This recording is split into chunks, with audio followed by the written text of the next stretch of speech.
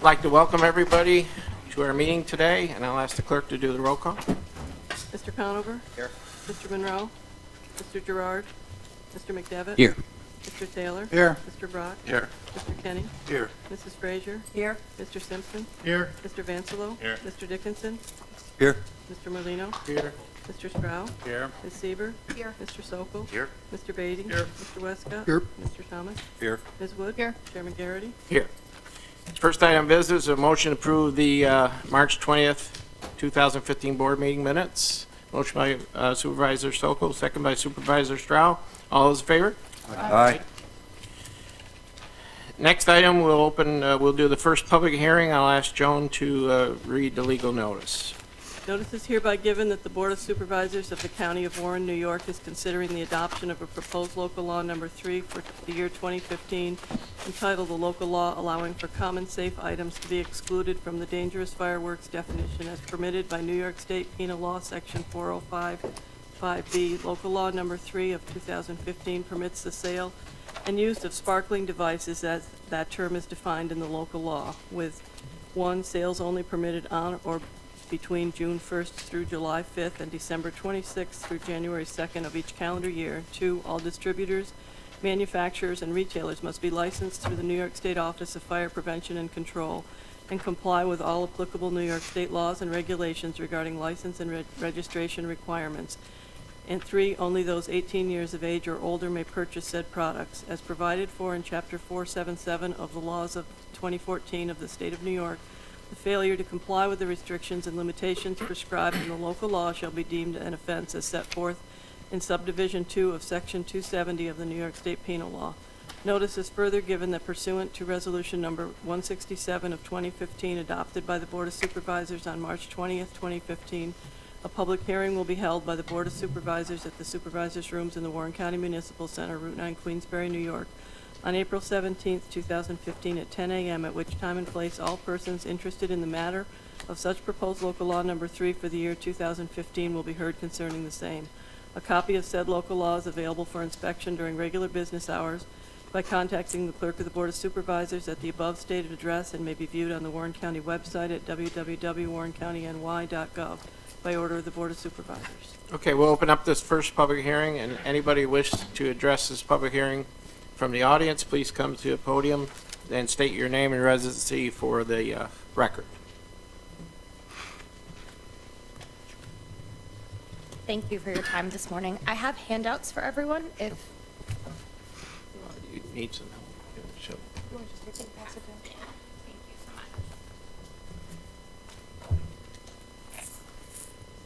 much. My name is Melissa Gaduti. I'm with TNT Fireworks.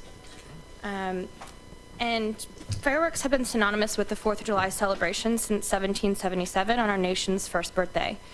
Here it's no different. Illegal fireworks have been brought in and sold for decades, funneling tax dollars and profits to other states and black market entities. And today is an opportunity for change. There are 15 counties that have now legalized this law. So this would be the 16th. The counties surrounding this county, Saratoga, Essex, Montgomery, Fulton, I mean, pretty much majority of them have already passed this law. It's a great, it'll bring in more tax dollars, great economic impact. States and municipalities around the country have realized that the responsible legislation makes communities safer by regulating these devices that are used. The now legal devices are meant for backyard celebrations. Additionally, there will be a tremendous economic impact. With additional sales tax, no longer citizens will have to travel into neighboring states to purchase these devices. The legislature have vetted the products that are now legal in New York to ensure that the general public have safe family fun. The only products that are available in New York are non-aerial, ground-based handheld devices. The approved devices in New York do not explode, skyrockets, bottle rockets, firecrackers are not legal. There are age limits to purchase, meaning children will not be allowed to use these devices without proper supervision. Sparklers will only be sold during 2 distinct periods, which would be Independence Day and New Year's. The federal DOT has tested and certified the safety of these products to be transported. The items do not burn any hotter than a common household match. The bill is regulated by NFPA 1124, which would regulate storage, also setup. One common thing that people do not know is that with our company distributing these products, they are in the stores and they are out of the stores within 3 days after the sale date. So storage is not an issue. We take those products back off those shelves. In 2000, Connecticut legalized the same type of sparklers and fountains. In the year after Connecticut legalized these, they saw a 58% decrease. I've personally opened Connecticut, Rhode Island, and New Hampshire and lend my services to your just in training fire teams to, if they have any questions, I'm here to help them and we work with them as partners. The kind of results that we expect here, in more than 43,000 stores where sparklers are sold, there has never been a fire resulted of significant life and safety issue. This translates into billions of consumer contacts throughout the country with no significant incidents.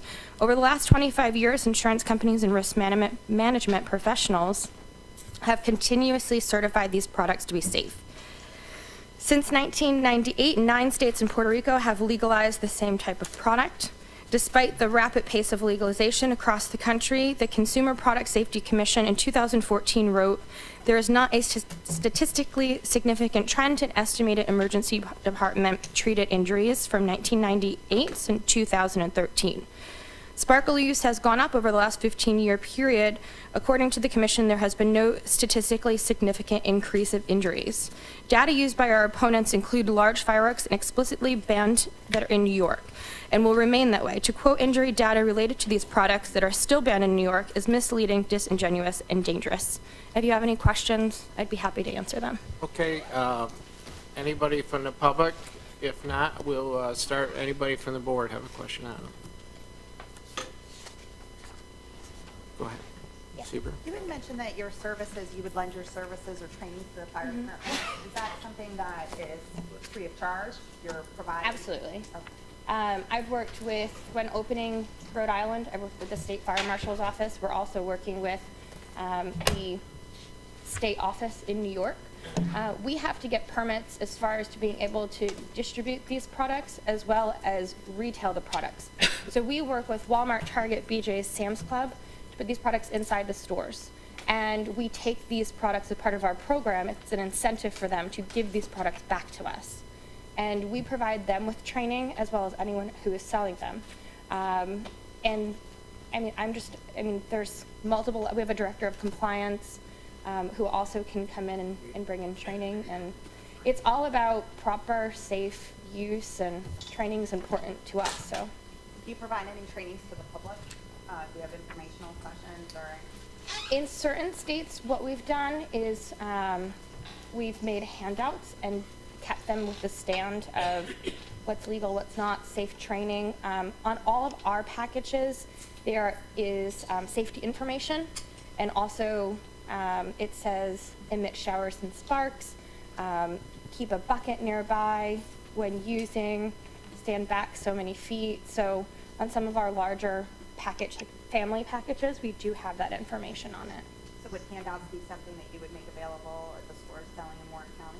We can in this county if that's what you would like. That's not our typical, but it's something we have done before, yes. I just think I don't know how the board feels about that, but any opportunity to continue to help educate our public and particularly families who have teenagers and whatnot at home, you know, talking about the safe use of these fireworks would be very helpful. And Yeah. again, that would be of no cost. No, that would be of no cost. And I mean, sparklers here that they've legalized in New York, they're only wood, so there's not metal sparklers where a child is it's going to be on the floor and it's going to be hot and they're going to step on it. So it's only wood, and they can only be no larger than 10 inches. So it's a pretty minimal amount of product that they actually did legalize here. I have a question about the unused inventory. Is that remain at the location, or do they have to ship that back to the supplier? So what we do is starting right after we're allowed to sell until July 5th, Right. July 6th, 7th, and 8th, we have trucks, our warehouse is out of Pennsylvania, and we have trucks that will come around and pick up, and they're all our employees that are DOT regulated, picking up the product from each location. So pretty much by the 8th of July, they're out of Walmart, out of Target. They're not there anymore. And that's the same for every supplier of these? There's pretty much 2 major suppliers. I'm not sure of their procedure, but he can let you know, but I'm pretty sure that Is that part of the law, though? that is not part of the law, but that's part of our policy. Well, we heard that, you know, or at least I did, so. Anybody else have any questions? Any other comments? Sure? At some point, Mr. Chairman, depending on who else would like to comment, I would like that. Sheriff, do you have any comment on this? I would like to speak. Sure. Thank you. Thank you. Thank you for the time to consider the effects of the proposed local law allowing sparklers and sparklers. On behalf of Phantom Fireworks, we continue to support the common sense laws that you have adopted in New York State. Today I'd like to address a couple of concerns that has already been addressed. Number one, the fireworks are picked up by Phantom Fireworks within 2 days after the end of the season. Okay? We, as a company, with all our sales, supply to the general public on our packaging, also as a handout, also on our shopping bags, complete instructions and precautions and safeties. On our website, we do have videos that totally address safety and the use of all our sparklers and sparkler devices. Some of the concerns that have always been brought up is obviously storage. One of the big things is people storing them over the season. By adopting this law, you're going to do away with that. Most of the fireworks that are stored over season to season are usually ones that are brought in illegally. By having them openly available in your areas, you're going to do away with most of this. The items that will be available will be safer. They will be non-explosive. They'll be non-aerial. They'll be typically ground support items. Sparklers, as has been mentioned, are wood type. They burn to an ash. There's nothing hot left over. The possibilities of fire have been reduced dramatically. 99% of the devices that are brought in are water soluble. They're not of the type that in the past where will be explodable in water or something of that nature. These are water soluble. The risk of fire have been reduced dramatically because of this.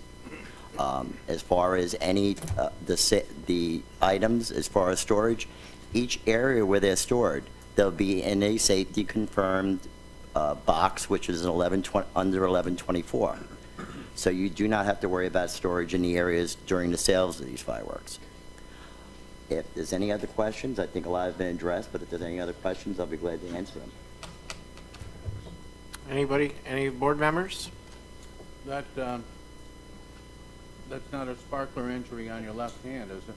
No, actually, that's actually a recycling injury from a tin can. Martin, you had I was waiting for that for the last 4 days. Martin, you had some questions? Yes, actually, a statement, Sure. Mr. Chairman. I was made aware from Brian LaFleur, our director of the Warren County Office of Emergency Services, that he had some concerns with this law, and he has provided me with a considerable amount of information. Brian can't be here today. Amy Drexel is here today, but Amy asked me if I would read the letter that Brian has prepared into the record. Sure. And it's addressed, it's dated today's date, April 17, 2015, regarding the county fireworks public hearing. It's addressed to members of the Warren County Board of Supervisors. As the fire coordinator with the Warren County Office of Emergency Services, I am here today on behalf of the first responders in Warren County. As a representative of the fire and EMS advisory boards and as a firefighter, I urge you to reject any local law that allows for the exclusion of certain fireworks from, quote, dangerous fireworks, end quote, definition permitted by New York State Penal Law, Section 405(5)(b). Although some will have you believe that this change in the definition is harmless, we as your first responders are deeply concerned that any local authorization will place the lives of first responders and Warren County residents at risk. Sadly, many of the fires and emergencies we encounter each year are preventable tragedies caused by the possession and use of fireworks, including sparkler devices. While appearing innocent and harmless on their face, they can burn at temperatures between 1200 and 1800 degrees Fahrenheit. As a point of reference, water boils at 212 degrees, cakes bake at 350 degrees, wood burns at 575 degrees, and glass melts at 900 degrees. Chapter 477 of the laws of 2014 provided localities with the ability to allow for certain fireworks to be excluded from the definition of dangerous fireworks. The legislation further limited the sale of these fireworks to the time periods of June 1st through July 5th and December 26th through January 2nd. Many have misnamed this bill the, quote, sparkler bill, end quote, and have positioned it as a consumer-friendly piece of legislation that would only allow sparklers to be sold during limited time periods. But the statistics clearly show that sparklers and novelty devices are not without danger. Nationally, sparklers and other novelty devices authorized under this legislation accounted for 34% of the emergency room fireworks injuries in 2011. The most recent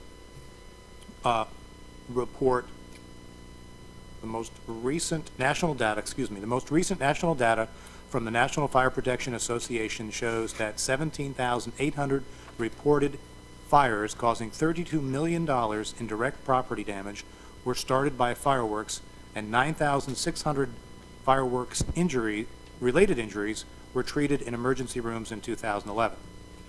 According to the National Fire Protection Association, on a typical 4th of July, there are more fires than on any other day of the year, with fireworks accounting for 2 out of 5 of those fires, more than any other cause. Even more concerning is the fact that children ages 10 to 14 are 2.5 times more likely to suffer from fireworks injury than the general population. NFPA's, and that's again the National Fire Protection Association, most recent reports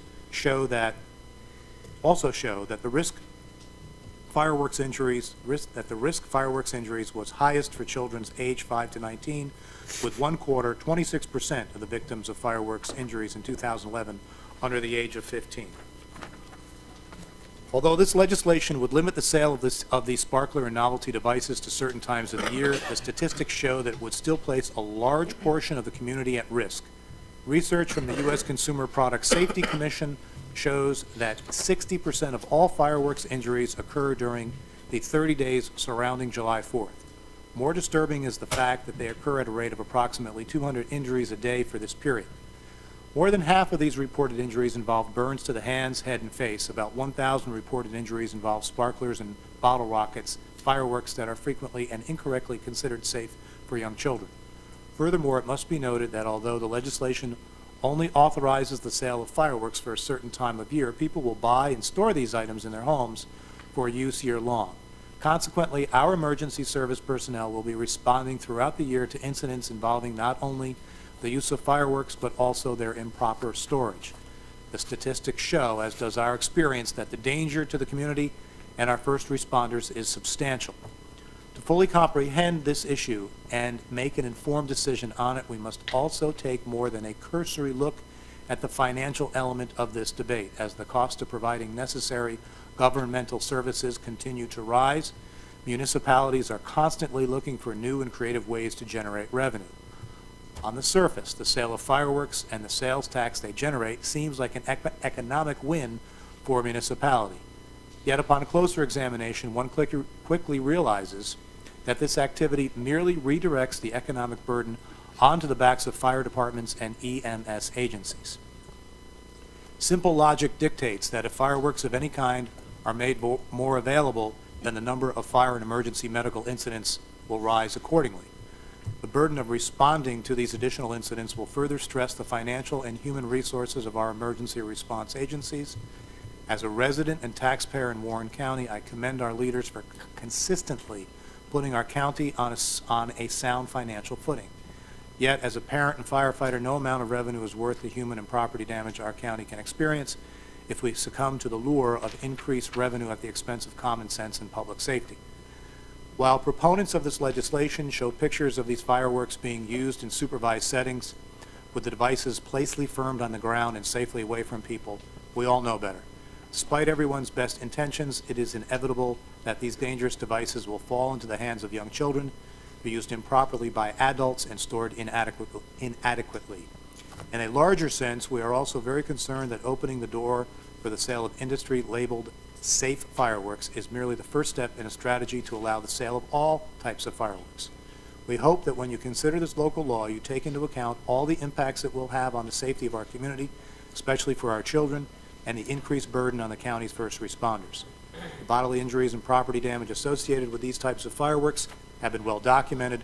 It is our belief that any local law permitting their use will have a negative impact on the safety of our community that far outweighs any economic gain. As such, we hope you seriously consider the ramifications of this proposed local law.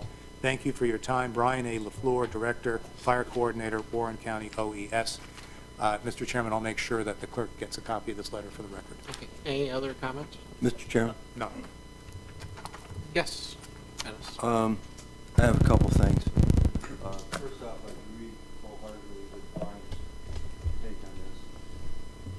Secondly, I'd like to point out that in Lake George Town and Village, we have no fewer than, It's hard to hear you. so you're hearing me or something? A little of each. Nope. It's on. Okay. Secondly, the town and village have sanctioned fireworks. They're done by professionals. They're on the boats. You can see one a week, if you like, during the summer and part of the solar seasons. And of course, we have the overboard fireworks on the 4th of July, as well as other occasions. These are good events. They're held over the lake. They have a lot of precautions. They bring a lot of people in. Secondly, fireworks, making them more available is going to create a definite problem. One of the problems that I have is I live next door to a facility, a summer resort. They have a lot of people. They have fire pits in a large area, and prior to and after the 4th of July, all night long, any day of the week, you can hear them going off. Some of them sound like cannon fire. I think bringing in more and making them more available, as Brian pointed out, is only going to make my situation worse. Fortunately, my neighbor is a friend and runs a really tight ship there. He has the ability to go in and make it known that he's not sanctioning these fireworks, so my problem is minimized. Lastly, when I was between the age of 10 and 14, on a hot July 4th evening, we went out in the side yard with the neighborhood kids with sparklers. And we've had great time with the sparklers, and we enjoyed them tremendously, and we started throwing them in the air, and they go end over end over end. So you throw them in the air, and you run out, and you get them, and you pick them up, and you throw them again till they burned out. Well, I ran out to pick up one of mine. As I bent over in my blue jeans, barefoot, and no shirt on, a sparkler hit me in the back and rolled down into my trousers. Now, at the age of 12, I was not only the fastest kid in my neighborhood, I was faster than any of the adults. And I succeeded in outrunning all of them for longer than I really would not like to remember. So I think it's a definite problem. I don't care what they say. I think it's only going to increase all these issues, and I think that Brian LaFleur's letter is spot on. Thank you. Anybody else with a comment? Supervisor Beatty? Yeah, thanks, Mr. Chairman. I'm just a little confused. Brian reads us this letter, and I believe in Brian, and yet I'm looking on the information, Melissa, you just gave us, and it said in 2000, Connecticut legalized the same style of sparklers and fountains that New York did. Their law is equally restrictive and bans, blah, blah, blah. But you say after Connecticut legalized the sparklers, the state saw a 58% decrease in firework-related injuries. So now I am confused. I mean, you're saying that once they legalized it, they had a huge decrease in the amount of fireworks injuries, yet our safety expert is saying that's not the case for his letter, saying that there'll be an increase. He predicts an increase. Is that, am I correct with that? So what's right? Figure it out. Well, one person says one thing, Dennis, Yeah. and the other one Well- person says another thing, See so. Brian here every week. You don't see these two here.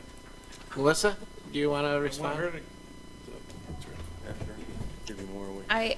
I respect and completely commend the fire staff and what they do, and that's why I work with them.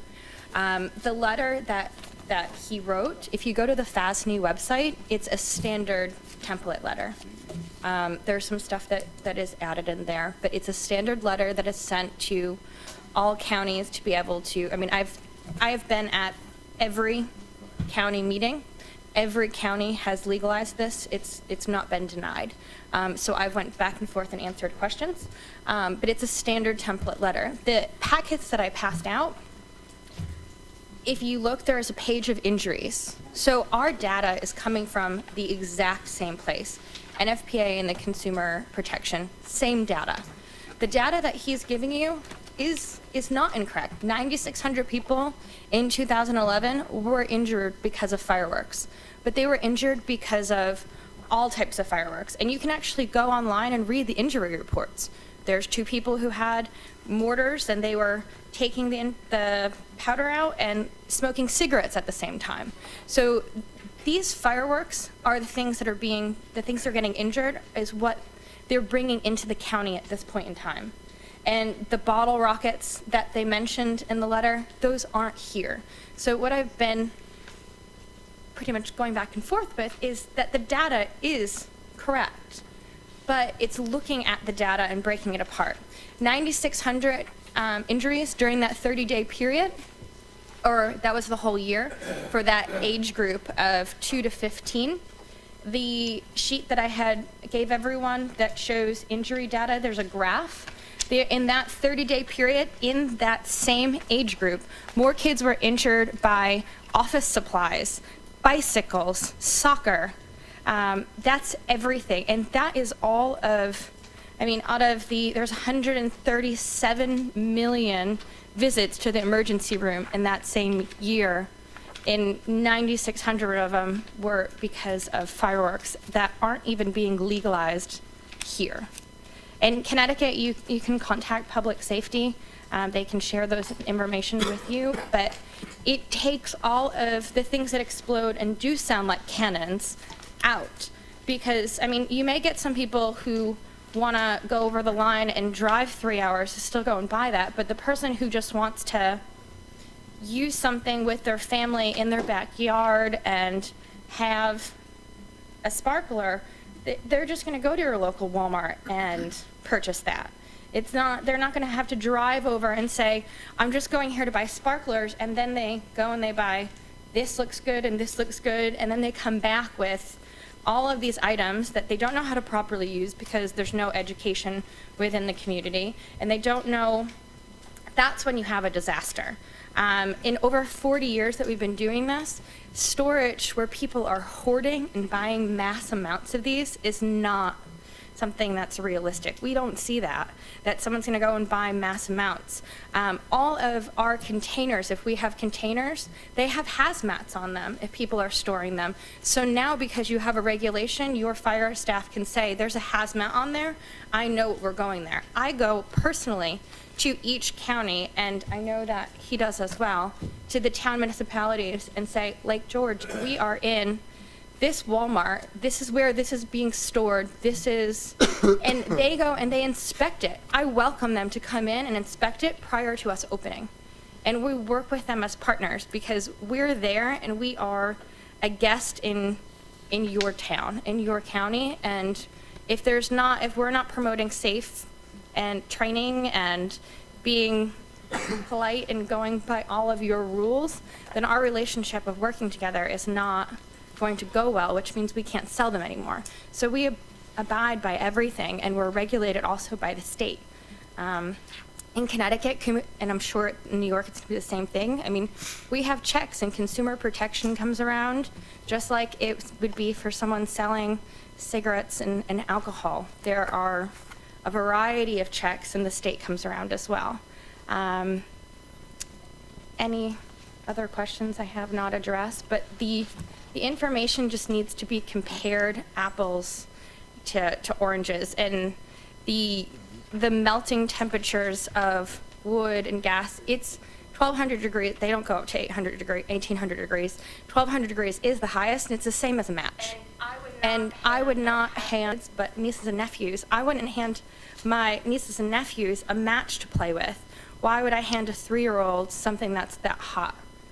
I mean, it's all about proper supervision, and you can't, are you going to ban matches and let your kids play with knives? That's not, you can't monitor every single family, but you can teach them and educate them on how to do it properly. And people are going to vacation here. It's a beautiful place. And they're going to go to Saratoga and purchase them anyway. But at that point in time, people within the county are not going to be aware to be able to enforce it. They're still going to bring it in. But now you can educate them and enforce it at the same time. Okay. Ron? Yeah, I just, basically, as I understand it, the state delegated to the counties to determine, the counties in New York State, to determine whether they wanted to allow the sale of certain fireworks during certain periods of time. And that's why we're here today, is that this decision is being made on the sale during certain specific times here in Warren County. I think you just answered half of my question. I was wondering what Essex and Saratoga counties have done with this legislation. Both adopted it. Essex was actually the first in the state to adopt it. Saratoga, Montgomery, Fulton, I'm just going off the top of my head. There's Washington, Rensselaer, Albany is adopting, Schenectady is adopting. There are only 57 counties that can actually adopt it because it's all outside of the 5 boroughs, of course. But 15 out of the 57 have adopted it, so everyone that has pretty much came in contact with it. Well, I think just to try to bring some precision, if I can, at least to my understanding, that the legislation that's in front of us has to do with allowing whatever member of our business community chooses to sell these products. It has nothing to do with the use of the product. It's sale and use in your county. So Sale if and use. so if So if someone you buys don't them in Saratoga County and brings them into this county and goes to use them, that would be illegal. that would be illegal, you would be able to enforce that. Anybody else? Yes, Ron? I just want to say that I did not find Brian's letter persuasive to me simply because he used statistics that were not relevant to the discussion. As you pointed out, he's lumping all the fireworks injuries together instead of separating out the objects we're talking about here. So I think it would be much more clarifying if those statistics were broken out as to the devices and the injuries. Anybody else? Bud? I promised myself I wasn't going to comment on this today, but since everybody's talking, one of the advantages of being the oldest guy in the room is that you could remember most of the things that have to do with things like fireworks. And I can remember vividly when sparklers were made illegal, we went out and bought road flares. What?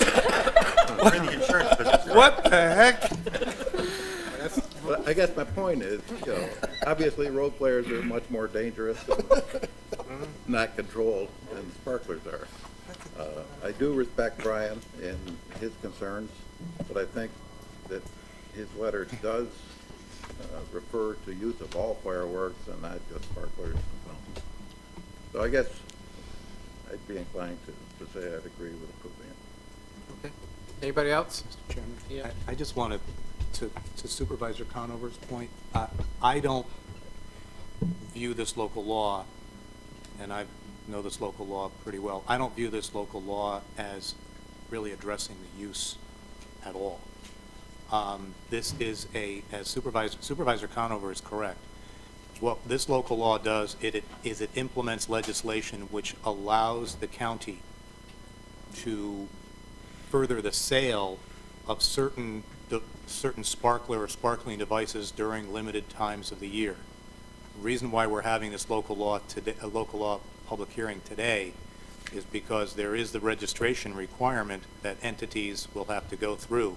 And it was my understanding that they are going to start that registration process around June 1st. So if the local law was going to be adopted, it would be important to adopt it today to make sure that it's in place in time for local businesses to be able to go through that process and to be able to register as a business in Warren County that is seeking the permission from the state. But it is allowing the sale. It talks a little bit about use, but only in the way that it defines those devices that are being allowed for sale. It doesn't give any express instructions on use at all. It may be that if sparkling devices are not allowed to be sold here, that there is a penal law provision that could be enforced in Warren County, but not this local law. I want to make sure we're clear on that. In other words, if you don't pass this local law, I don't think Warren County may have the ability under the penal law to enforce some type of prohibition of use of sparkling devices in the county. But this law is not intended to say this is how you use a particular device.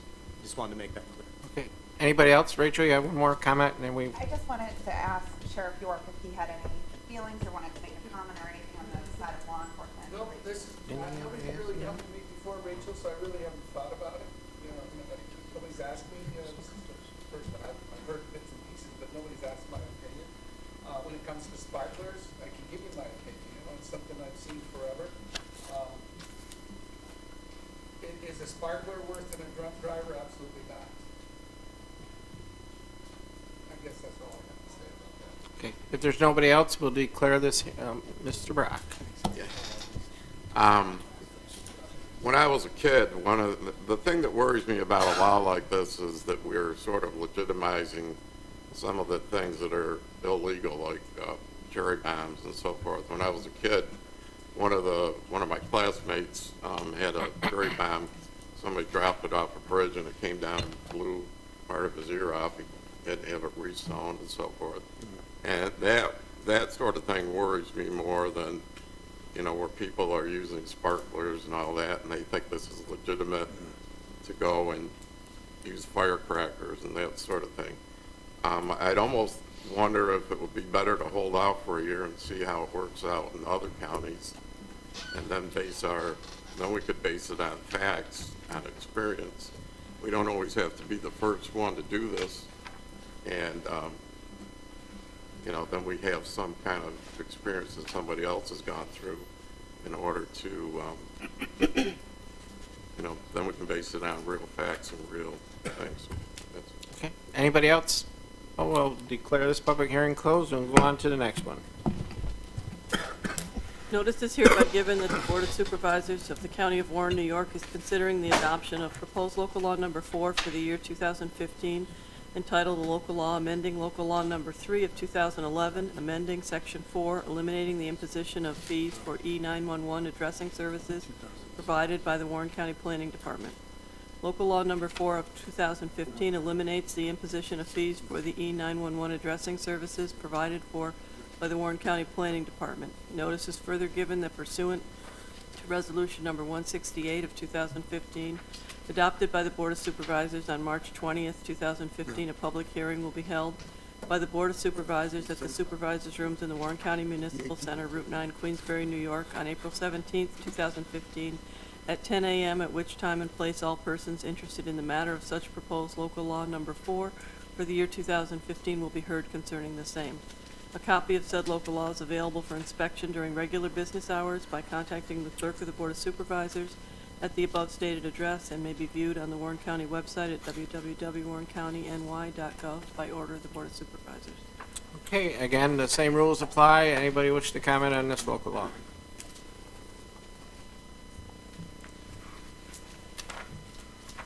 Seeing nobody interested, we'll declare this hearing closed. We'll move on to report by committee. And my report is I attended numerous committee meetings, APA, local government meeting, and speculator, the county government, inter-county government meeting in St. Lawrence County. It's the first time we've been there since my tenure on the board. It was a nice long trip. We all made it back safely. Also on a Saturday, myself and a few of my fellow supervisors attended a citizen preparedness training program and at the Glens Falls Civic Center. And I would suggest that if this comes about again, everybody attend this. It's a nice program put on by the National Guard. There are representatives there from state government, and I found it to be helpful. I think there was about 65 folks there that morning, and if they have another one, I would suggest everybody try to attend that. And other than that, it was like I said, a lot of committee meetings, and then the last 2 days were up in Lake Placid at the APA Local Government Conference. So that's my report for this month, and we'll go on to committees. We'll start with Supervisor McDevitt, right? Peter? It's just three quick resolutions. Resolution 211, authorizing the Warren County Clerk to fill a vacant part-time position in motor vehicle. Would appreciate support on that. Number 2, Resolution 195. It is authorizing an agreement to enable us to go ahead with a mobile crisis team for children in the area of mental health. I know Rob has been working on this issue for a long time. We are the recipient of a grant in excess of $500,000. I think that the State Office of Mental Health is we're all of the people that are involved with healthcare throughout this state. We're grappling with the holes and the gaps and trying to make this puzzle come together in some sort of effective way. So this is a mobile crisis arrangement for mental health for children, which will handle Warren, Washington, and Saratoga County. And Warren County, i.e. Rob York, will be the controlling point of putting this in place. The Office of Community Services for Warren County met last week and basically approved this, so this is the last step to approve this. The last resolution has to do with the formation of a Warren County Board of Ethics. Basically, I think we've talked about this before, but the people that we've identified and have accepted to be a part of this, are just stellar human beings, experienced, thoughtful, and at the end of the day, if any county supervisor or any Warren County employee ends up being on the receiving end of a complaint, I think we can feel comfortable that at the end of the day, a fair, equitable, and thoughtful response will be made to that form of a complaint. So I think that's the important thing. We all may or may not be on the receiving end of a complaint, and we want to ensure that the people that are ultimately going to make this decision are just very, very good people. So, Martin, I don't know if you want to add anything to that, or? No, thank you. Okay, thank you. What number is that resolution, Peter? That is Resolution 215. Thank you. Supervisor Taylor. Thank you. My report will be short today because I left my readers at home. Nah, that's all right. I got a box of flares. I'll fake it here. The one item that I think is important to mention is Resolution 217 to be adopting the FMLA policy. Gretchen is here today. If anyone has any questions, direct them directly to Gretchen. But with that, that's my report. Supervisor Brock. Yes, as I predicted last month, spring is here, and I hope that's it. Okay, Supervisor Kenny. Are you predicting summer next month? Or? No. The Occupancy Tax Committee met on March 30th. Basically, it was a presentation by the Civic Center Coalition on what they've done so far and what the future plans are, and they introduced Jack Walter, the new manager of the Civic Center, and we approved a voucher for the first quarter for $62,500, and that was granted. That's it. Okay. Supervisor Frazier. No report, Mr. Chairman. Supervisor Simpson. Thank you, Mr. Chairman. Social Services met on March 27th. We've got 3 resolutions. First one, 172, is authorizing an agreement with the town of Queensbury to provide certain youth services for the Department of Social Services, the Youth Bureau. Resolution 173 is authorizing extension agreement with the Council for Prevention of Alcohol and Substance Abuse for the Youth Court Program. And Resolution 174 is authorizing continuation of contractual relationship with agencies. There's 3 agencies, and the programs are home-based parent education, alternative sentencing program, and youth and family counseling. That's the end of my report. Thank you. Supervisor Vanzel. Well, support services met. We have one resolution in your packet, 196, which ratifies Mike having executed an agreement with Microsoft to consult on licensing needs, and so we need to ratify that. We also had a discussion on the use of cameras in the boardroom, 4 versus 1, and we discussed the length of time needed to upload and the angles and what we're covering, and pretty much decided to stay the course and what we're doing and reevaluate it later. And Rachel will fill in anything I leave out, but she had talked about some interns helping out in that respect. And also we had a vigorous discussion, robust and energetic discussion on the clerk of the board and succession and salaries, which I believe will be reflected in Mr. Conover's report. And that's about it. Supervisor Dickinson. Until we get to Rachel. Thank you. I'm sure.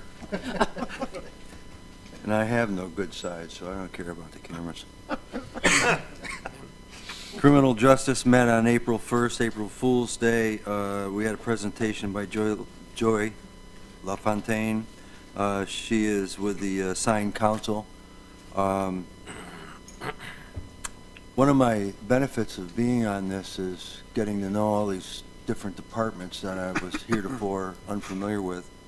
And I have to admit it's been kind of fascinating, but she came in and the essence of her report was that they have some monies in-house and they have some grant monies and they want to move them around and get them where they belong. You have 3 resolutions that came out of that meeting. And then we spent a considerable amount of time talking about John Wappett's salary and what happens to it if we hire somebody to replace him. It was a bigger issue than what we really needed to do at criminal justice, and it was referred to somebody. One of the other committees. Then on April 8th, we had invasive species subcommittee. We had a motion made there. We have allocated $150,000 to the Lake George Invasive Species Program, but we never allocated what we were going to do with it. It's earmarked to go to the Lake George Park Commission as part of their program, and there's a motion in your packet reflecting that. Then we had a long discussion, presentation by Supervisor Monroe about the invasive species park-wide program. That is a fascinating thing in itself.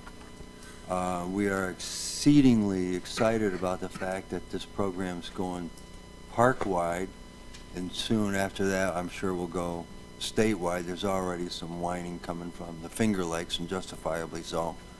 I think one of the humorous things is they've got the fox watching the hen house and giving them directions on how to secure it. The program's being run by the DEC. They are making some progress. They are getting geared up to have 9 inspection points where they're going to have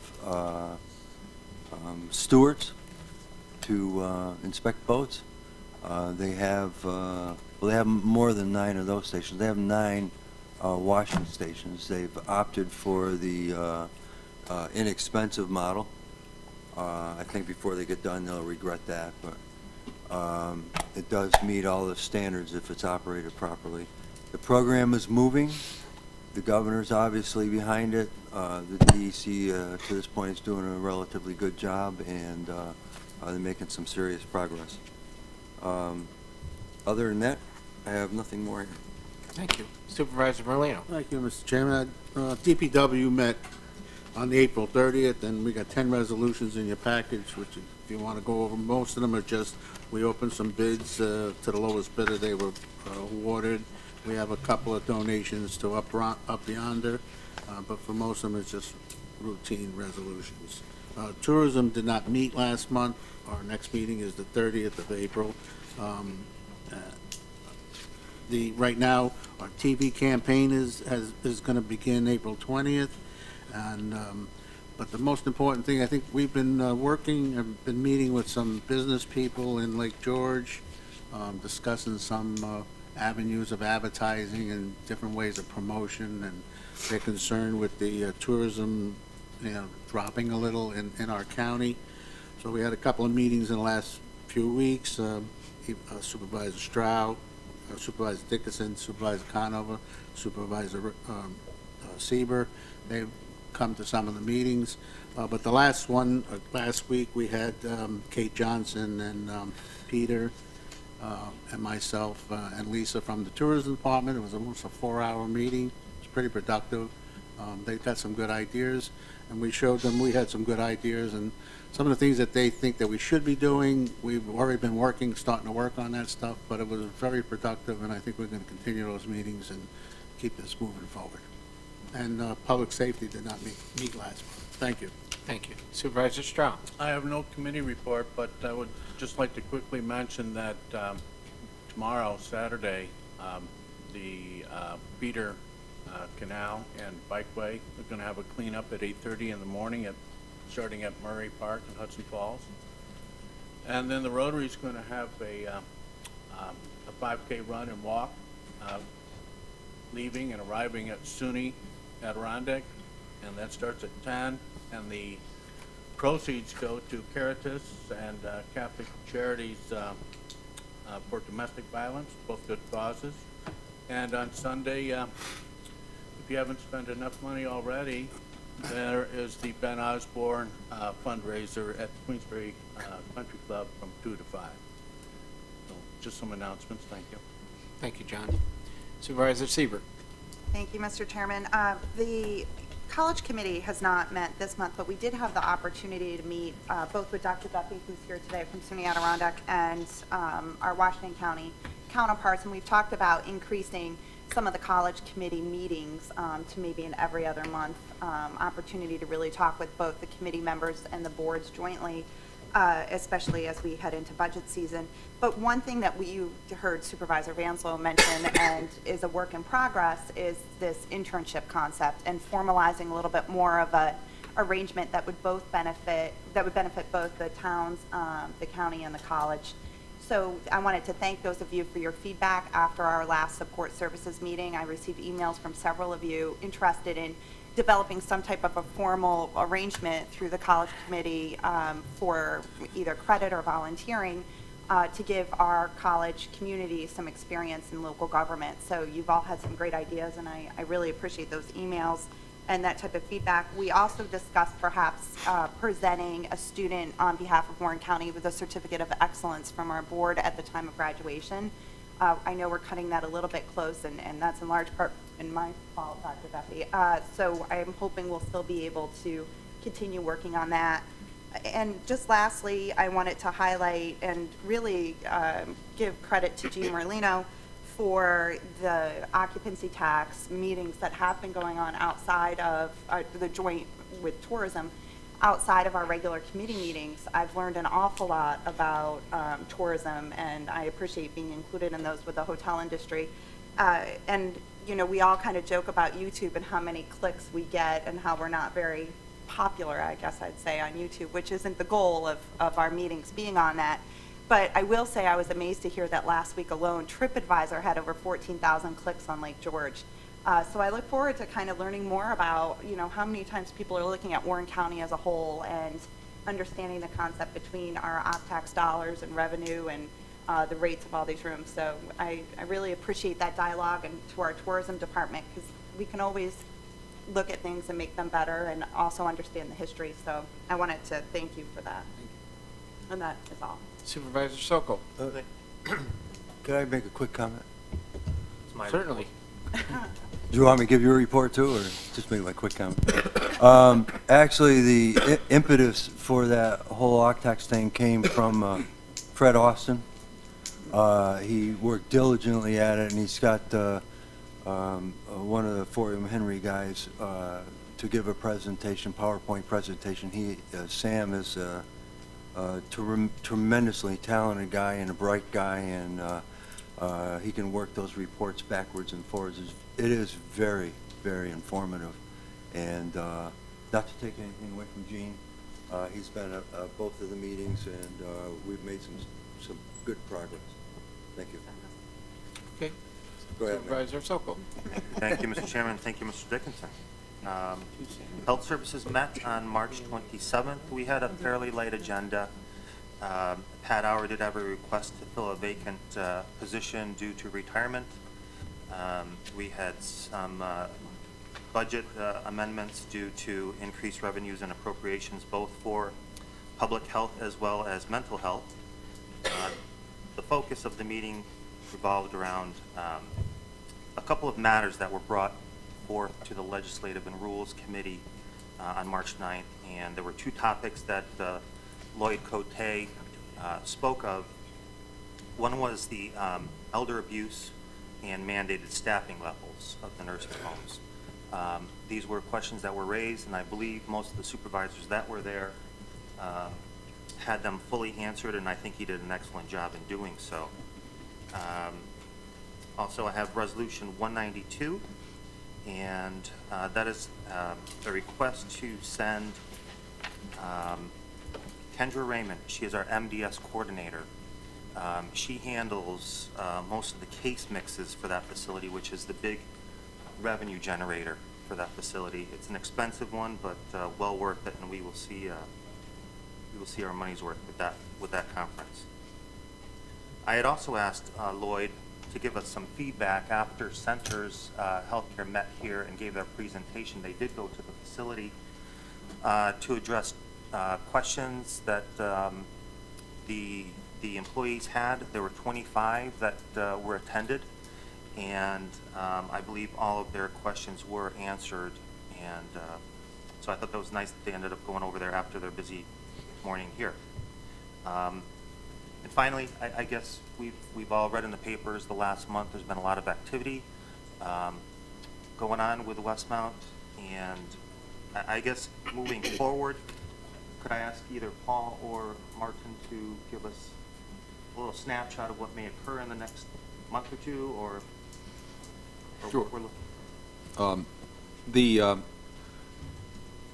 As you know, health centers had put on hold their application to the Department of Health pending the outcome of the petition. Once we knew the outcome of the petition, I reached out to centers and connected up with them on Monday.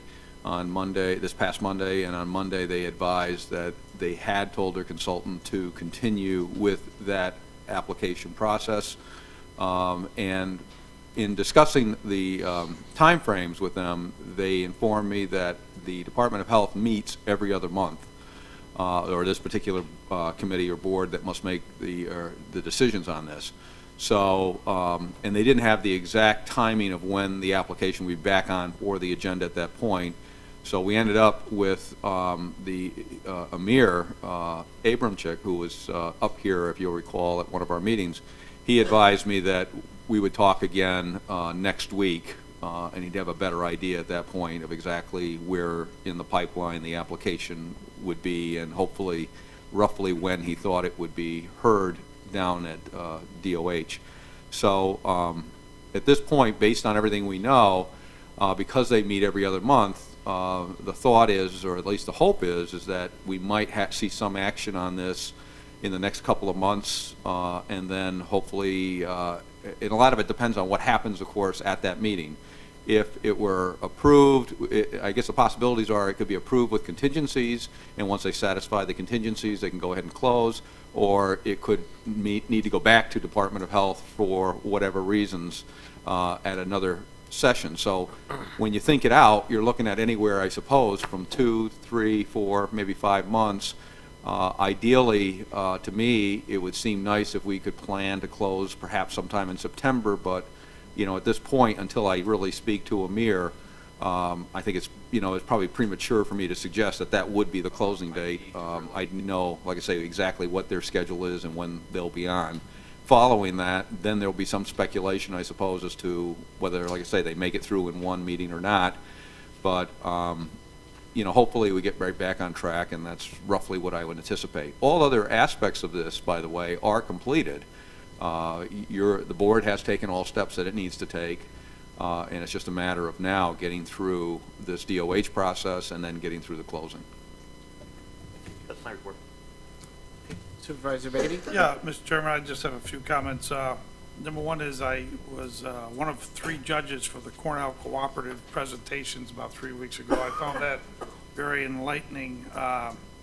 We've got some great kids in this county, and those presentations that evening was a real eye-opener for me. And I thank Mr. Seeley, Dr. Seeley, for allowing me to be one of the judges. Also, the Real Property Tax Committee met, and it was kind of interesting. It was on the 30th of March, Mr. Chairman, and we discussed, as a lot of people know, Mr. Mosier had 5 pieces of land that we had to vote as a board whether to give him an extension or not.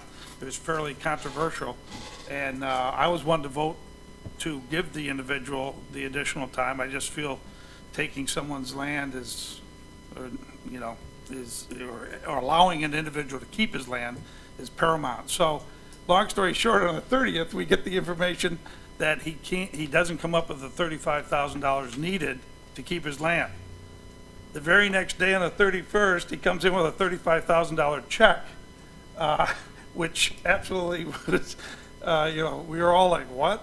So anyway, he gets to keep his land, long story short, and for those of you who voted for the opportunity for this individual to keep his land, I thank you, and I'm glad that he did step up and do the right thing, and so those are my comments on that. Thank you, Mr. Chairman. All right, thank you, Doug. Supervisor Westcott? No report. Supervisor Thomas? Thank you, Mr. Chairman. I don't have a report. I would like to briefly talk about the sales tax numbers for the first quarter. As you know, Rob with the Treasurer's Office sends out a update periodically with each payment, and the county administrator also sent out some information about the first quarter. While it started off nice, it was above 6%, and then it dropped to 4%, and now it's down. It's not even, but we're up about 13,000. It's concerning, and as you know, in 2014 we fell short by approximately $500,000.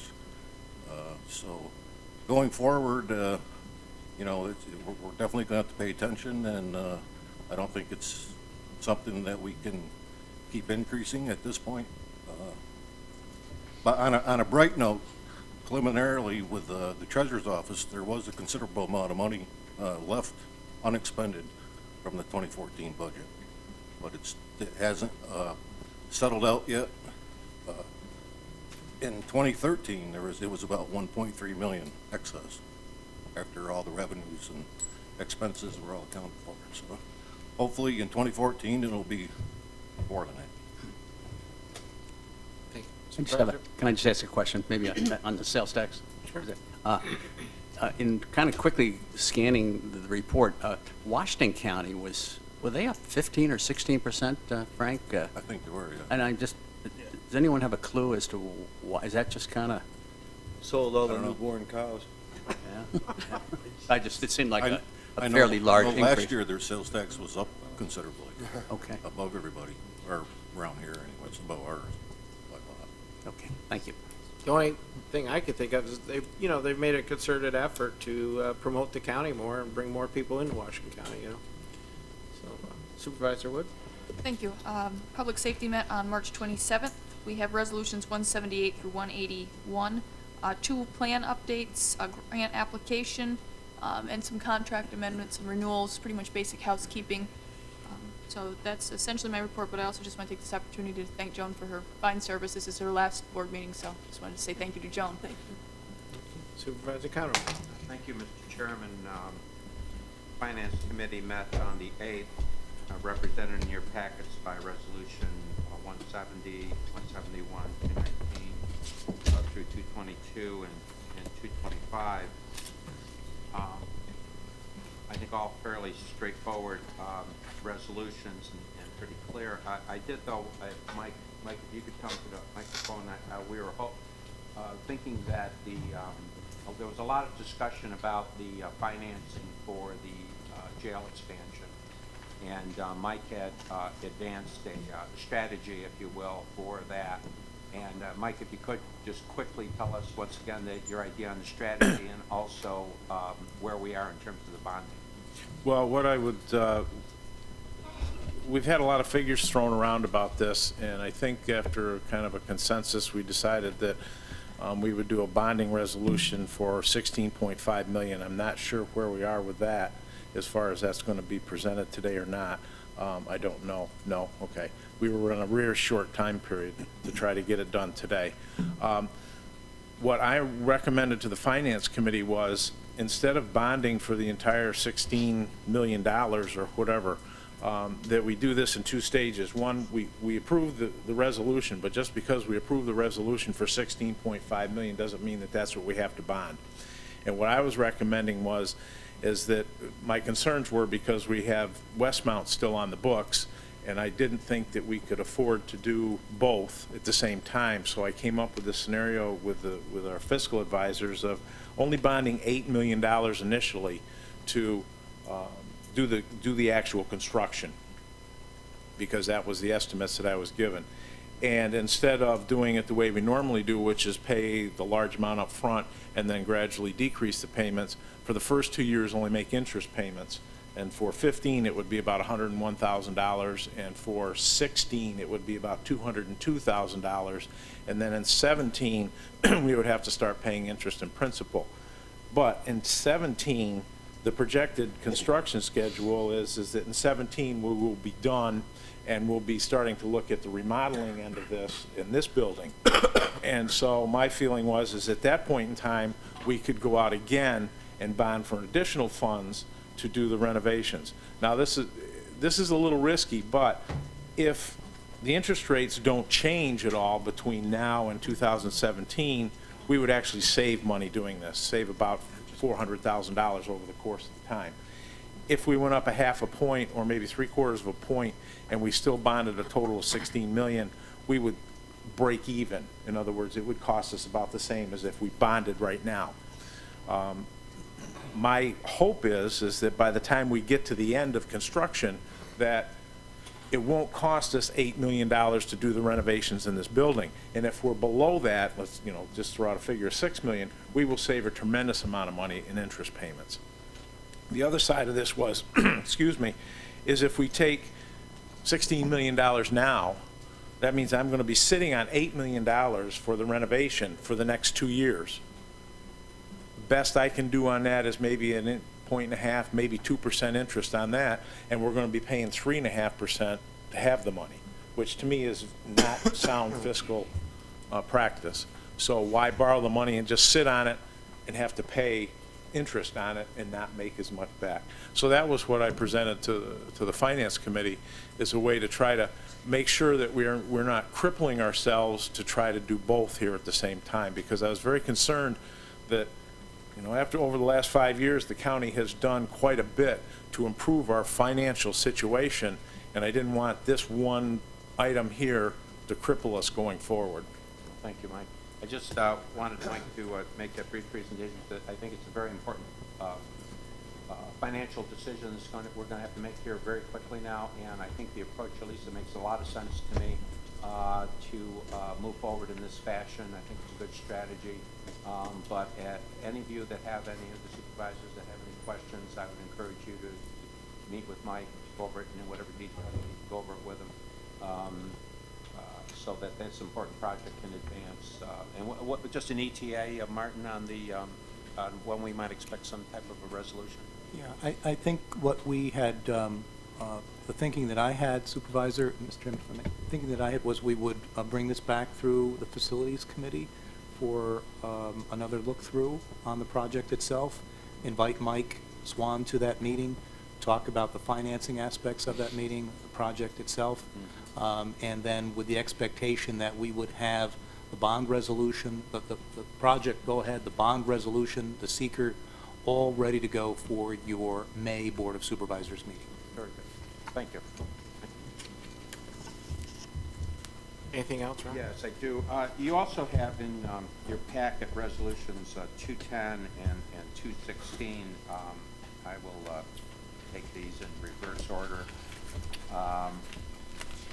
While we are exceedingly sad to be losing our clerk of the board, in fact, many of us continue to be in denial on this event, to her credit, and as perhaps a lasting example of the professionalism and the administrative excellence of Joan, what we're seeing here in resolutions 216 and 210, I think, is a seamless transition of responsibilities and authorities. And many of the supervisors know in administering your towns or in your private practice, that's not always easy to achieve. A seamless transition of high responsibility and authority. What we are seeing here, I think, is exactly that. And while it's extremely, we're all extremely sad, Joan, for losing you, you know, all our applause and commendation on the way and the manner in which you handle your department and the transition of responsibility, high responsibility in your department. Those of us that are close to the department appreciate how much information, how much paper, how much communication is required, not only to this board, but to the public at large. So, resolution number 216 appoints Amanda Allen as your replacement. And resolution 210, if you flip to the back side of 210, what you will see is the salary composition, and if I read correctly, an actual reduction in the salary requirements of the department.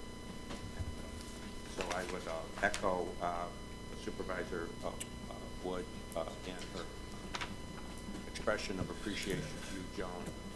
Really a job well done. You were always so helpful to me and so kind, and I know all of us are going to miss you greatly. Thank you very much. It's been a pleasure.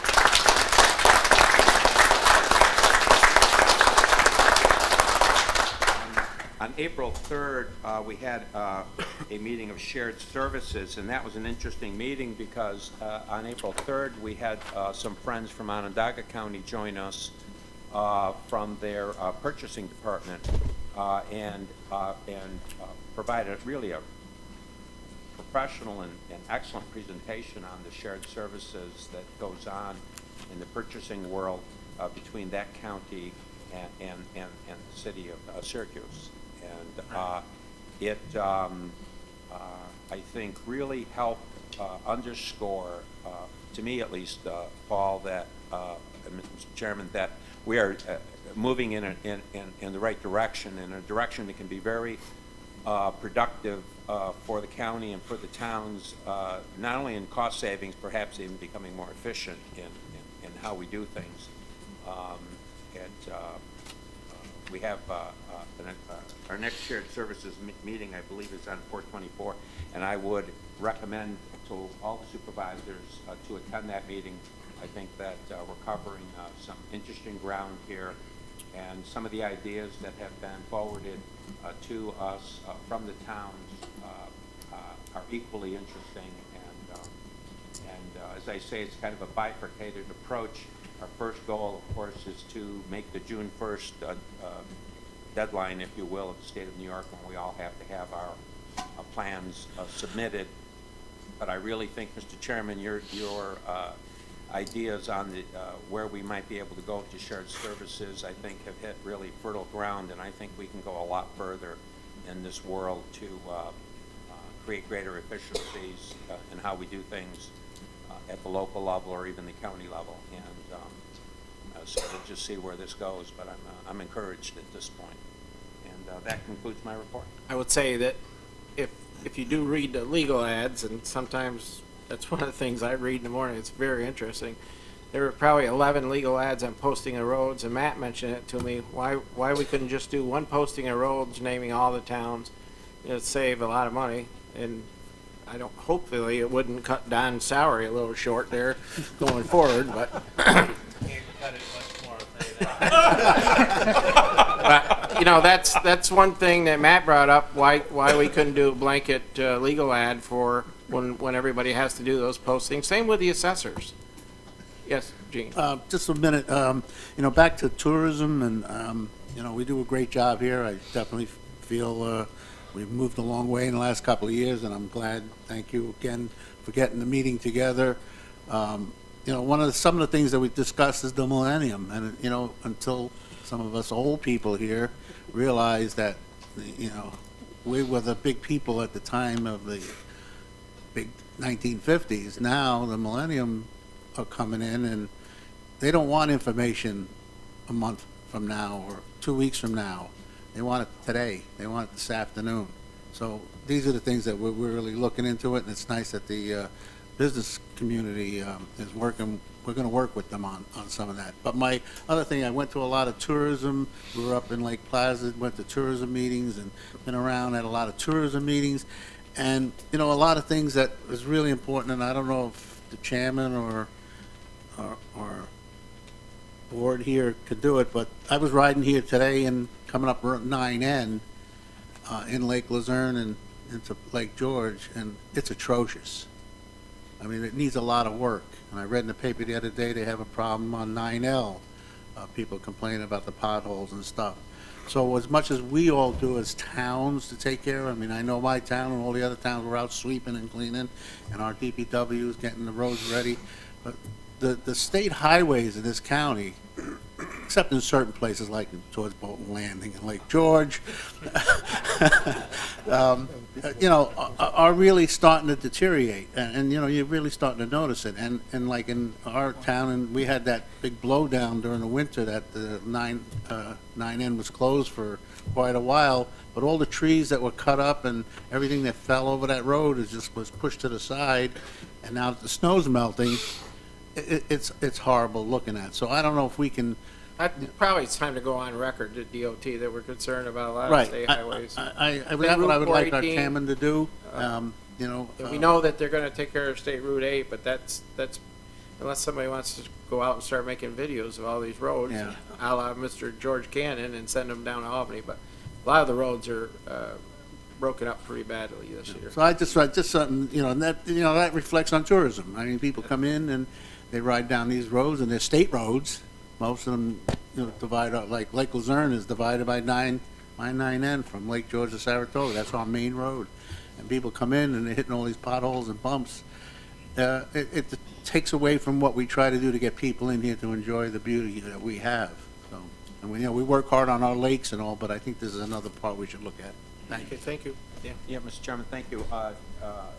Supervisor Merlino, I couldn't agree more. A few weeks back, I asked Assemblyman Steck to arrange a meeting with the DOT Regional Director and some of his people to discuss this very point as it relates to Lake George and Bolton. But I think that discussion could be expanded to include state highways throughout the county. So I would encourage any supervisor that's interested in attending that meeting to get hold of Assemblyman Steck's office. He wanted to wait till after the budget was adopted, and he had time to put a proper meeting together. But I couldn't agree more.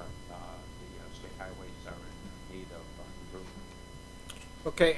In your packet also, we have two proclamations.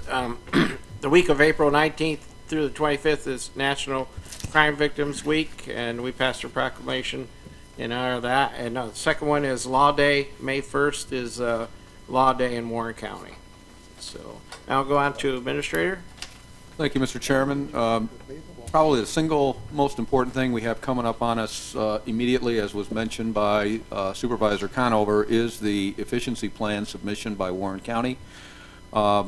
As many of you probably know, if you when you got into your offices this morning, I've had my staff start to ask you, call in supervisors to see where we are with the plan document that I had sent out requesting some assistance to fill in terms of sharing services, efficiencies, or whatever.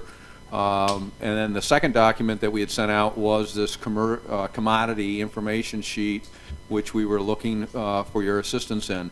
Both of those documents are extremely important for the county to be able to submit a combined plan. If we, in the purchasing, I might stress, is really important from the perspective of that's the hook where we bring everybody together. And in order for us to be able to assess whether this is going to work, we will need to get this information as soon as we can from you. One of my concerns is that Julie has told me that if we don't get enough participants in the commodities purchases program, it might not be something that will allow us to take off enough savings. So, you know, your assistance in that regard would certainly be appreciated. And then the other document, as I mentioned, also becomes important because that's where we hook in various communities. For instance, I've gotten back one where 2 communities are going to share assessors. And that gives me those 2 communities are covered together with the county purchasing plan. And if communities have anything else, I got another program from another community that's an efficiency where they've got savings generated. I think it was from solar power, if I remember correctly. But those documents are important, and we are running out of time. Even though it's the 17th today, June 1st sounds like a long time away. But what we have to do is I think we have to get everybody's approval on these well in advance, and then have sign-offs on all the various certifications, and we really have to be in a position to have this ready to go, I would say, by the time of the board meeting, or even before the board meeting, because I think we're going to need a sign-off from our own board, too, to indicate, yeah, we're in favor of joining in on this. And then following the 15th, we would then start the submission into the state, which is done by way of an electronic format that will allow us to go in and out and add to it as we go through and have everything on file by the 1st. So very important project. Whatever you could do, and if you have any questions or if there's anything we can do for you as the towns, please let us know. I'll also be in contact with, and actually have been, with the city, and we'll also be talking with the village as well. So that's, like I say, that's probably one of the most important initiatives. The second thing I just wanted to mention, to follow up on the budget officer's comments, it doesn't surprise me that we're having savings for 2014. We're in 15 now, 2014. And this goes to your department heads. It just so happens in just the past several days, I met with 3 different department heads on some different issues. Every one of these department heads was talking in terms of either, can we save on this position, how can we cut cost, et cetera, and I didn't bring it up. They brought it up. And to me, that shows that we definitely have well established in this county a culture of constantly looking for efficiencies, looking for savings. So when I hear that the 2014 numbers will probably come in at a savings, that does not surprise me, because that is what our folks are doing, and I have to give kudos to department heads in that regard. The last comment, Mr. Chairman, I have is just with regard to Joan. Certainly echo the remarks made by Supervisor Conover. It's been a pleasure for me personally to work with Joan. Joan's gone through a lot of changes. You know, when I came in as county administrator, we kind of disrupted things in her office, and not only in a physical way in terms of moving into the office suites, but also just in terms of operations. And Joan has been an absolute pleasure to work with in that regard. And a couple of things that maybe people don't see every day about Joan, which I'll just share very briefly, is number one, is that, and Supervisor Conover alluded to it, but I've actually personally witnessed it, and that is the work she puts in, the conscientiousness she brings to her job, and the worry she brings to her job, and sometimes the sleepless nights that she lets get away. But, you know, that's the person that I see working in the office. The other side of Joan, though, on occasion that I see, is is the Joan who has a very, very good sense of humor and can sometimes make some very cogent but humorous statements about things going on around the county and just life about the county, which I'm telling you, I'm going to miss that. That's been very enjoyable. So that's the end of my report, Mr. Chairman. Thank you. Okay. Report by county attorney. No report. No report. Mr. Chairman? Yes. May I ask a question regarding the administrator's report? Sure. You bring up the importance of the shared services and the county efficiency plans, and again, thank you for dispersing that to all of us. And I just want to, in light of Supervisor Taylor's comments, I wasn't at Personnel and Finance, but I wanted to publicly thank Gretchen for your service over the last year and a half. Obviously, I found out that you're going on to bigger and brighter things, and just want to, I know it's a big task with our HR department, so I wanted to publicly thank you for your efforts there. I know you won't be here for the next meeting, so wanted to highlight that as well. But in light of the shared and the consolidation, perhaps it's more of a question for Supervisor Conover in terms of, you know, we're looking at sharing with purchasing departments and consolidation plans across towns. Is this something that perhaps shared services could look at with the HR department, you know, and looking at the different towns and working on a shared service idea there? I'm not looking for, you know, an answer today, just throwing it out there. Mr. Chairman, yes. One of the outgrowths out of the shared services is that we've, that I think we're going to be dealing with down the road is some of the county procedures and requirements, especially as they relate to civil service, and the needs of, particularly in the area of sewer and water districts and licensing for sewer and water districts, and how to create a larger core, if you will, of trained individuals. And I think that this is something that in time I think will bring in perhaps our community college as well. A lot of the rural areas, Hague, Bolton, others have very small utilities, water districts, sewer districts, and when we lose people, it's a big deal. And there's a requirements, as you might expect, to be operators, time requirements, skill requirements in terms of lab work and whatever. So, and that's just one example of moving forward of how I think we can improve on our processes and also improve in the area of personnel. Okay. Reading of resolutions. We have one resolution that did. We're not there? Oh, we're doing communications. Sorry about that. It's a good thing you're still here, Joe. Communications. Minutes from Warren, Washington County's Industrial Development Agency and its executive nominating and park committees. Monthly report from probation. Warren County 2014 Annual Corporate Compliance Report. Capital District Regional Off-Track Betting, February 2014 surcharge in the amount of $4,262. Letter of resignation from Gretchen Steffen, County Human Resources Director, effective May 1, 2015. Okay. We have reading of resolutions, and then I need to discuss one that came out of legislative committee, and I'm going to refer to the county attorney on this one. But go ahead, Joe. Okay. Resolution numbers 170 through 224 were mailed. A motion is needed to bring resolution 225 to the floor. Motion by Matt, second by Ron. All those in favor? Aye. All right. Okay. Yes. We have a resolution, Jones passing out. It's the resolution to support legislation to repeal the SAFE Act. And I'm going to ask Martin to talk about this one. Unfortunately, Supervisor Monroe is at the APA meeting, so he couldn't talk about this one. Martin? Thank you, Mr. Chairman. This did come up at Legislative and Rules, and there was actually a resolution that was presented in written format. This resolution is close to that resolution that was presented in written format, but not exactly. We had, and this board had passed a resolution some time ago after, very shortly after the SAFE Act was passed, and expressing concern about the SAFE Act and the message of necessity and how it was enacted, et cetera. This resolution would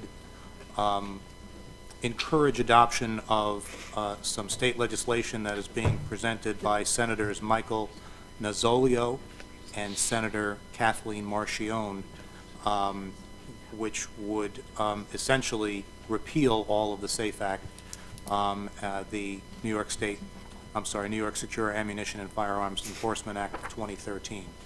So this did come out of legislative and rules, and it's being introduced from the floor today. Yes, I'll need a motion to introduce, motion by Ron, second by Matt Simpson, and this will be resolution number 226. All those in favor show aye. Aye. Opposed? Okay, that'll be in your packet. Now, discussion on resolutions. Anyone, yes, Supervisor Dixon. I hate to do this, but I'm going to do it anyway. I'd like a roll call on 215, please. 215, certainly.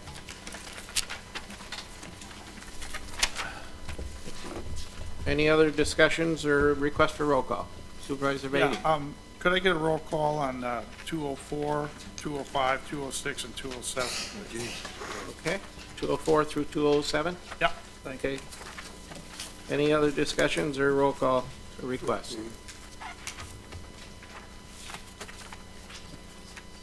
All right. Any comments from the public on resolutions? Strictly comments on the resolutions before us.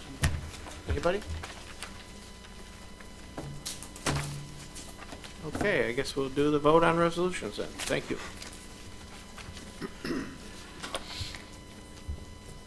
Okay, Resolution 170, making supplemental appropriations. Mr. McDevitt? Yes. Mr. Taylor? Yes. Mr. Brock? Yes. Kenny? Yes. Mrs. Frazier? Yes. Yes. Mr. Simpson? Yes. Mr. Vansalo? Mr. Dickinson? Yes. Mr. Merlino? Yes. Mr. Stroud? Yes. Seaver? Yes. Mr. Sokol? Yes. Mr. Beatty? Yes. Mr. Westcott? Yes. Mr. Thomas? Yes. Ms. Wood? Yes. Mr. Conover? Yes. Chairman Garrity? Yes. Resolution 171, amending the county budget. Mr. McDevitt? Yes. Mr. Taylor? Yes. Mr. Brock? Yes. Mr. Kenny? Yes. Mrs. Frazier? Yes. Mr. Simpson? Yes. Mr. Vansalo? Yes. Mr. Dickinson? Yes. Mr. Merlino? Yes. Mr. Stroud? Yes. Ms. Seaver? Yes. Mr. Sokol? Yes. Mr. Beatty? Yes. Mr. Westcott? Yes. Mr. Thomas? Yes. Ms. Wood? Yes. Mr. Conover? Yes. Chairman Garrity? Yes. Resolution 204, authorizing submission of grant application for Phase 3 of Runway 119 assessment. Mr. McDevitt? Yes. Mr. Taylor? Yes. Mr. Brock? Abstain. Mr. Kenny? Yes. Mrs. Frazier? Yes. Mr. Simpson? Yes. Mr. Vansalo? Yes. Mr. Dickinson? Yes. Mr. Merlino? Yes. Mr. Stroud? Yes. Ms. Seaver? Yes. Mr. Sokol? Yes. Mr. Beatty? No. Mr. Westcott? No. Mr. Thomas? Yes. Ms. Wood? Yes. Mr. Conover? Yes. Chairman Garrity? Yes. 205, authorizing submission of a grant application for irrigation easement. Mr. McDevitt? Yes. Mr. Taylor? Yes. Mr. Brock? Abstain. Mr. Kenny? Yes. Mrs. Frazier? Yes. Mr. Simpson? Yes. Mr. Vansalo? Yes. Mr. Dickinson? Yes. Mr. Merlino? Yes. Mr. Stroud? Yes. Ms. Seaver? Yes. Mr. Sokol? Yes. Mr. Beatty? No. Mr. Westcott? No. Mr. Thomas? Yes. Ms. Wood? Yes. Mr. Conover? Yes. Chairman Garrity? Yes. 206, authorizing submission of grant application for runway 30 of end obstruction mitigation. Mr. McDevitt? Yes. Mr. Taylor? Yes. Mr. Brock? Abstain. Mr. Kenny? Yes. Mrs. Frazier? Yes. Mr. Simpson? Yes. Mr. Vansalo? Yes. Mr. Dickinson? Yes. Mr. Merlino? Yes. Mr. Stroud? Yes. Ms. Seaver? Yes. Mr. Sokol? Yes. Mr. Beatty? No. Mr. Westcott? No. Mr. Thomas? Yes. Ms. Wood? Yes. Mr. Conover? Yes. Chairman Garrity? Yes. Resolution 207, submission of grant application for snow removal equipment. Mr. McDevitt? Yes. Mr. Taylor? Yes. Mr. Brock? Yes. Mr. Kenny? Yes. Mrs. Frazier? Yes. Mr. Simpson? Yes. Mr. Vansalo? Yes. Mr. Dickinson? Yes. Mr. Merlino? Yes. Mr. Stroud? Yes. Ms. Seaver? Yes. Mr. Sokol? Yes. Mr. Beatty? Yes. Mr. Westcott? No. Mr. Thomas? Yes. Ms. Wood? Yes. Mr. Conover? Yes. Chairman Garrity? Yes. Resolution 210, amending the table of organization. Mr. McDevitt? Yes. Mr. Taylor? Yes. Mr. Brock? Yes. Mr. Kenny? Yes. Mrs. Frazier? Yes. Mr. Simpson? Yes. Mr. Vansalo? Yes. Mr. Dickinson? Yes. Mr. Merlino? Yes. Mr. Stroud? Yes. Ms. Seaver? Yes. Mr. Sokol? Yes. Mr. Beatty? Yes. Mr. Westcott? Yes. Mr. Thomas? Yes. Ms. Wood? Yes. Mr. Conover? Yes. Chairman Garrity? Yes. Resolution 215, appointing the Board of Ethics. Mr. McDevitt? Yes. Mr. Taylor? Yes. Mr. Brock? Yes. Mr. Kenny? Yes. Mrs. Frazier? Yes. Mr. Simpson? Yes. Mr. Vansalo? Yes. Mr. Dickinson? I am going to vote no, and it has nothing whatsoever to do with the personnel involved. No. Mr. Merlino? Yes. Mr. Stroud? Yes. Ms. Seaver? Yes. Mr. Sokol? Yes. Mr. Beatty? Yes. Mr. Westcott? Yes. Mr. Thomas? Yes. Ms. Wood? Yes. Mr. Conover? Yes. Chairman Garrity? Yes. 219, approving funds from the vehicle reserve. Mr. McDevitt? Yes. Mr. Taylor? Yes. Mr. Brock? Yes. Mr. Kenny? Yes. Mrs. Frazier? Yes. Mr. Simpson? Yes. Mr. Vansalo? Yes. Mr. Dickinson? Yes. Mr. Merlino? Yes. Mr. Stroud? Yes. Ms. Seaver? Yes. Mr. Sokol? Yes. Mr. Beatty? Yes. Mr. Westcott? Yes. Mr. Thomas? Yes. Ms. Wood? Yes. Mr. Conover? Yes. Chairman Garrity? Yes. Resolution 220, increasing capital project runway 119, environmental assessment. Mr. McDevitt? Yes. Mr. Taylor? Yes. Mr. Brock? Abstain. Mr. Kenny? Yes. Mrs. Frazier? Yes. Mr. Simpson? Yes. Mr. Vansalo? Yes. Mr. Dickinson? Yes. Mr. Merlino? Yes. Mr. Stroud? Yes. Ms. Seaver? Yes. Mr. Sokol? Yes. Mr. Beatty? No. Mr. Westcott? No. Mr. Thomas? Yes. Ms. Wood? Yes. Mr. Conover? Yes. Chairman Garrity? Yes. 221, increasing capital project Valley Road over Patterson Creek Bridge. Mr. McDevitt? Yes. Mr. Taylor? Yes. Mr. Brock? Yes. Mr. Kenny? Yes. Mrs. Frazier? Yes. Mr. Simpson? Yes. Mr. Vansalo? Yes. Mr. Dickinson? Yes. Mr. Merlino? Mr. Stroud? Yes. Ms. Seaver? Yes. Mr. Sokol? Yes. Mr. Beatty? Yes. Mr. Westcott? Yes. Mr. Thomas? Yes. Ms. Wood? Yes. Mr. Conover? Yes. Chairman Garrity? Yes. Resolution 223 to enact local law number 3 of 2015. Mr. McDevitt? Yes. Mr. Taylor? Yes. Mr. Brock? No. Mr. Kenny? Yes. Mrs. Frazier? Yes. Mr. Simpson? Yes. Mr. Vansalo? Yes.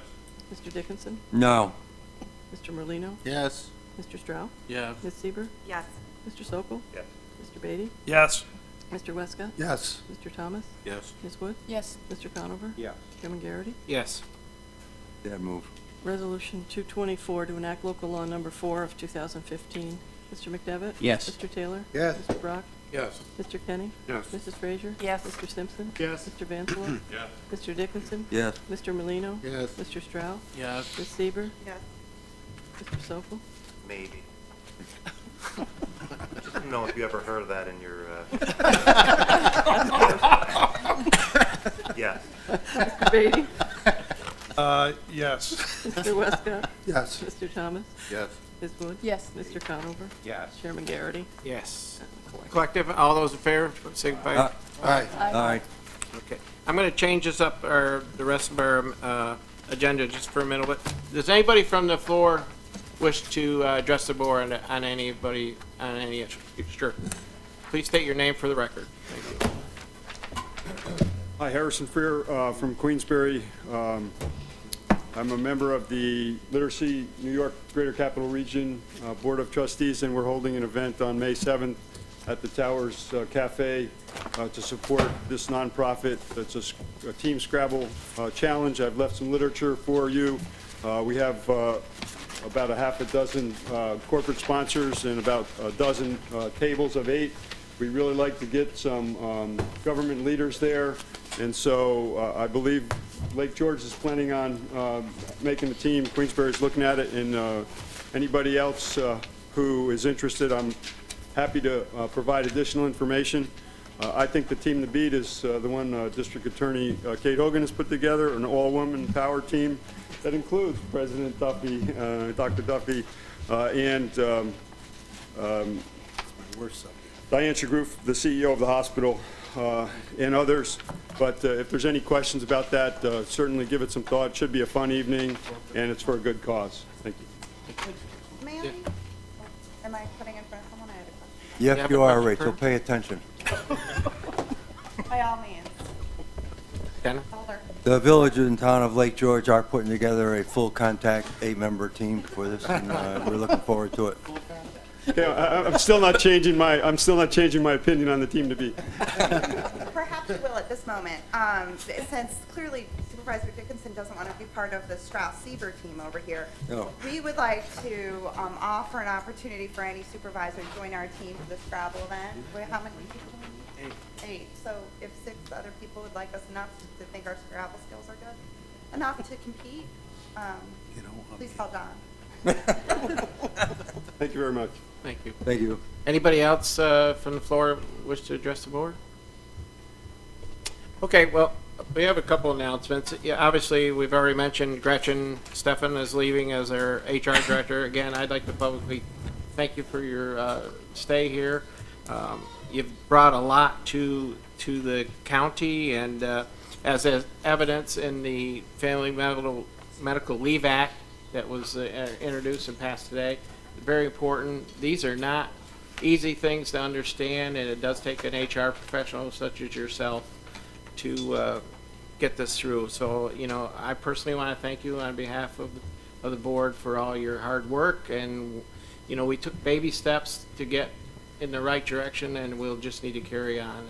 I certainly think it's a valued department, and we have a lot more things to do. And the second one is the lady to my right, Joan. Joan's been here. I've known the family for a long time. Joan's been here since, I believe, 2003. She came on as a legislative office assistant, and then she went on as a second deputy clerk in 2004. And then in 2006, we started making changes to the board makeup. I believe that's when Joan Parsons retired. Joan gave me my my break in here, where to park and what to do. And as you can see, since 2006, we've changed a lot of the training and a lot of things we do. So Joan is certainly going to be missed by all of us, and she was our go-to person whenever we had a question about what we needed to do here or the wording of this or wording of that. Joan was always there to help all of us. And I think I speak on behalf of the board. We're really going to miss you, and we really appreciate everything you've done. It's not been an easy job, certainly, and it's gotten a little bit tougher in the last few years, but you've handled it well. So we appreciate that, and we wish you and Steve the best. I know Steve is ready to move. He'd move tomorrow if you'd get in the car, but and I'm going to ask Evelyn and Edna to step forward. These ladies are the shoppers, and they've got a nice bust of Joan to uncover underneath that. So, Joan, if you'll step up. I thought the sheriff was behind there. Really, the credit goes to Evelyn. She's the shopper coordinator. Edna just tells me what to do. Yeah. We know. Yes, thank you. Wait a minute. Oh, boy. Oh, wow. Oh, beautiful. Oh, my God, that is...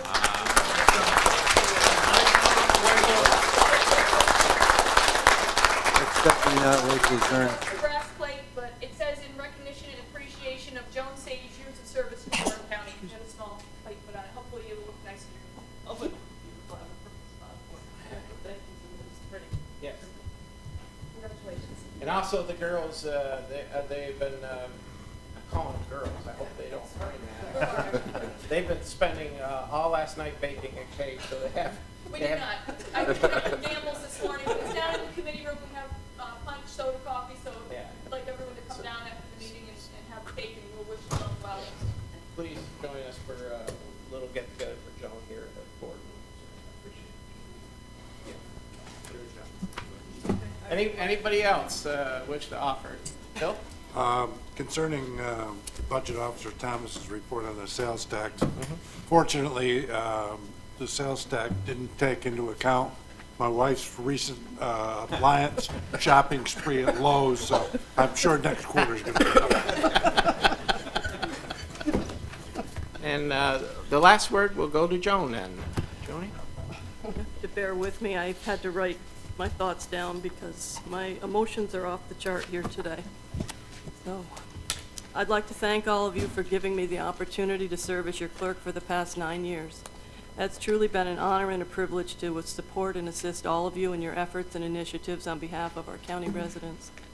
I've had an opportunity to work with past and present members of the board since 2003. Several of you have been so incredibly kind and supportive of me and my office over these past several years, and I can't thank you enough for your thoughtfulness and generosity. This is a bittersweet time for me as I leave a job that I have embraced and truly enjoyed for the last 12 years. I consider my tenure here a successful one, and I'm very proud of all that we've accomplished as a county and within my own department. However, my success as clerk of the Board of Supervisors is a direct result of a very talented, caring, and dedicated staff. Amanda Allen, Sarah McLenithan, Charlene DeResta, Samantha Hogan, and our newest staff member, Jody Centerbar. I could not have done my job without these fine individuals who go above and beyond every day. When I first came to Warren County, I had the good fortune of becoming acquainted with a few of my coworkers, and from those acquaintances, some very special friendships evolved, providing a support system that has not only endured the test of time, but has also gotten me through some very challenging times, both personally and professionally. Thank you, Pam Vogel, Trish Nenninger, Joanne McKinstry, Pat Tadish, and of course my predecessor, Joan Parsons. I'd also like to personally thank our County Administrator, Paul Dusick, and our County Attorney, Martin Afferdew, for your advice, support, and encouragement. I'm sure they'll both miss me stopping in their office for one of my I need to vent moments. Most of you know that my husband, Steve, and I have had a plan for our later years in life, and as fate would have it, the plan unfolded over this past year. After a few road trips to check out various areas in North Carolina, last fall we found our spot, the place we will call home in Monroe, North Carolina. As sad as we are to leave our family and friends, we are very excited to have this opportunity to write a new chapter in our lives. But we plan to return often to visit our family and friends in Warren County, and I promise to stay in touch. On May 1, my deputy clerk, Amanda Allen, will become your clerk of the board and will appoint Sarah McLenithan as her deputy. I could not be more proud or supportive of your decision to appoint Amanda. I wish Amanda and her staff much success, and I'm confident that you'll all be in very good hands. And again, I thank you all very much.